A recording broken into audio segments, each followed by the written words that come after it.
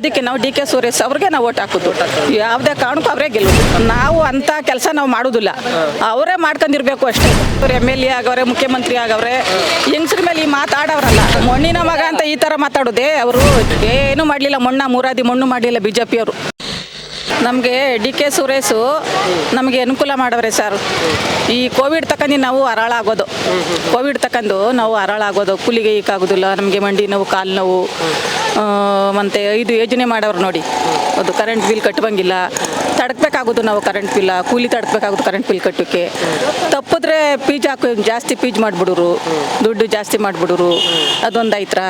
ಅಕ್ಕಿ ಕಾಸು 5 kg ಅಕ್ಕಿ ಕೊಡ್ತಾವ್ರೆ ಸಿದ್ದರಾಮಯ್ಯನವರು. 5 kg ಅಕ್ಕಿ ದುಡ್ಡು ಅಕೌಂಟ್ಗೆ ಹಾಕ್ತಾವ್ರೆ, 2,000 ರೂಪಾಯಿ ಹಾಕ್ತಾವ್ರೆ. ನಾವು ಹತ್ರ ಜೀವನ ಮಾಡ್ಕೊಂಡು ಹೆಂಗೋ ಕಾಲ ಕಳ್ಕೊಂಡು ಹೋಯ್ತಾವಿ.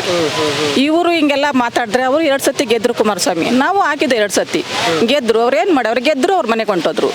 ಸರ್ಕಾರದಿಂದ ಮಾಡದೇ ಇದ್ರೆ ಅವ್ರ ಕೈಲಿಂದ ಮಾಡಬೇಕಾಗಿತ್ತು.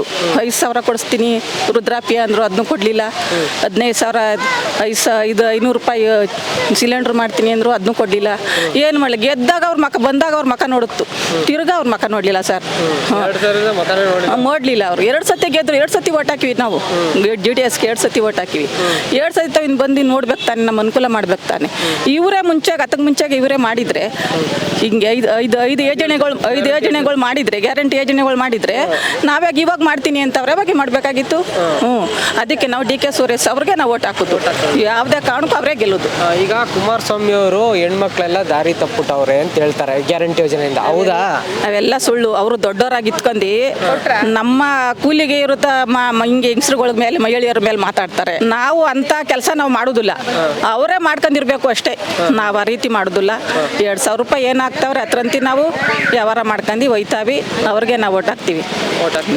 ಅವ್ರಿಗೆ ಅವ್ರ ತಪ್ಪು ಅವ್ರು ಮಾಡಿರೋದು. ಅವ್ರು ಬುದ್ಧಿವಂತರಾಗಿ ರಾಜಕೀಯ ನಿಂತ್ಕೊಂಡು ಅವ್ರು MLA ಆಗವ್ರೆ, ಮುಖ್ಯಮಂತ್ರಿ ಆಗವ್ರೆ, ಹೆಂಗಸ್ರ ಮೇಲೆ ಈ ಮಾತಾಡವ್ರಲ್ಲ, ಸುಧಾ ತಪ್ಪು. ಅವರೇ ಯೋಚನೆ ಮಾಡ್ಕೋಬೇಕು. ಮಣ್ಣಿನ ಮಗ ಅಂತ ಈ ಥರ ಮಾತಾಡೋದೇ. ಅವರು ಹೆಂಗಸ್ರ ಮೇಲೆ ಮಾತಾಡಿದ್ದು. ಅವ್ರು ಬರೋ ದೌರ್ಜನ್ಯ ಮಾಡವ್ರಲ್ಲ, ಹೆಂಗಸ್ರ ಮೇಲೆ ಹೆಣ್ಣು ಮಕ್ಕಳ ಮೇಲೆ ದೌರ್ಜನ್ಯ ಮಾಡವ್ರೆ. ಗಂಡಸ್ರ ಮೇಲೆ ಮಾಡಲಿ ಬಿಡಿ, ಹೆಂಗಸ್ರಿಗೆ ಯಾಕೆ ಕಳಂಕ ಒರೆಸ್ಬೇಕು ಹೇಳಿ ನೀವೇ?